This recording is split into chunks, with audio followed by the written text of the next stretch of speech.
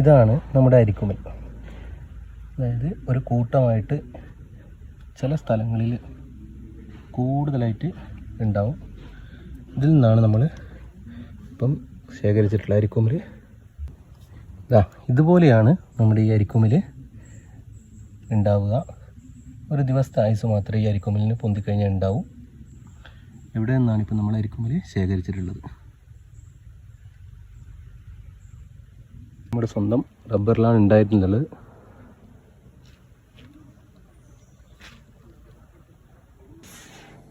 ഇതാണ് നമ്മുടെ പ്രകൃതിദത്തമായ അരിക്കുമൽ.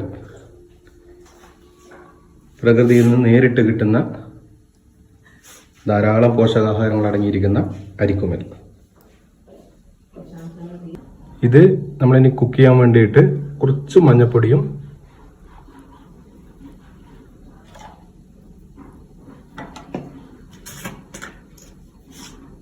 അതുപോലെ തന്നെ നമുക്ക് ആവശ്യത്തിനുള്ള ഉപ്പും ചേർത്ത് കുറച്ച് സമയം അവിടെ വെക്കുകയാണ് ചെയ്യുന്നത്. അതിനുശേഷം ഇതിനെ നല്ല ഡ്രൈ ഫ്രൈ ആക്കി വരട്ടിയെടുക്കാം. ഇതിലേക്ക് ഇനി ആഡ് ചെയ്യുന്നത് നമ്മുടെ നല്ല പച്ച കാന്താരിയും വേണമെന്നുണ്ടെങ്കിൽ കുറച്ച് കുരുമുളക് പൊടിയും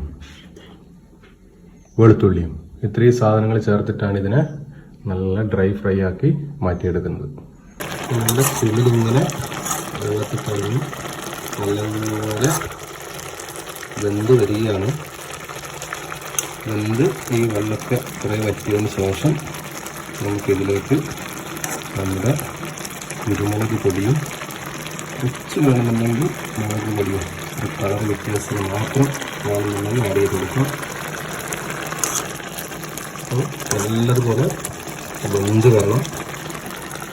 വെന്ത് വന്നതിന് ശേഷം നമുക്ക് ബാക്കി കാര്യങ്ങൾ.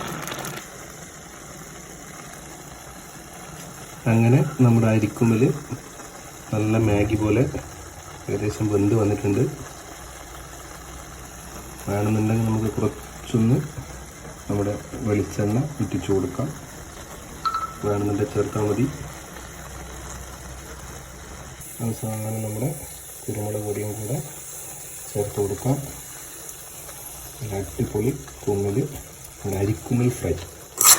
അപ്പോൾ നമ്മുടെ നാട്ടിൽ ഇതിന് അരിക്കുമൽ എന്നാണ് പറയുക. ഒരു കൂട്ടായിട്ടാണ് ഇത് നമുക്ക് പറിച്ചെടുക്കാൻ കിട്ടുക.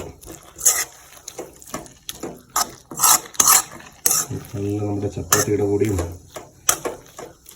ടേസ്റ്റി ആയിട്ട് കഴിക്കാം, ചോറിൻ്റെ കൂടെ.